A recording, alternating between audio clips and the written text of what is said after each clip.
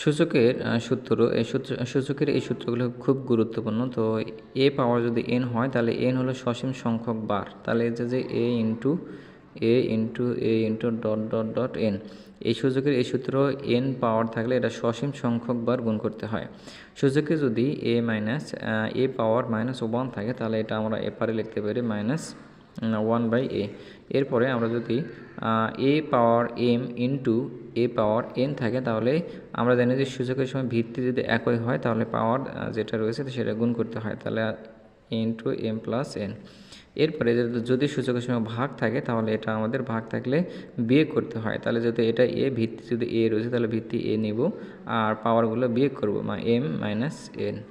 এরপরে যদি সূচকের আমরা গুণ পাই, সূচকে যদি গুণ থাকে তাহলে পাওয়ারে দেখুন যে পাওয়ারের উপরে গুণ রয়েছে, তাহলে m ইন্টু n, এটা যদি এভাবে গুণ থাকে পাওয়ারে তাহলে এটা এইভাবে লিখতে হয়।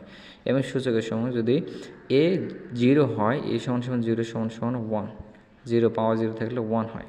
আর রুট যদি Q root a power p, তাহলে আমাদের এটা লিখতে হবে যে a হাফ, রুটের মান হাফ, তাহলে হাফ এখানে হচ্ছে যে পি, এখানে হচ্ছে যে কিউ। এটা সেম যে এটা আমাদের লিখতে হবে যে এ হাফ 1/n। এটা আমরা যে রুটের মান আমরা জানি হাফ, তাহলে এটা হচ্ছে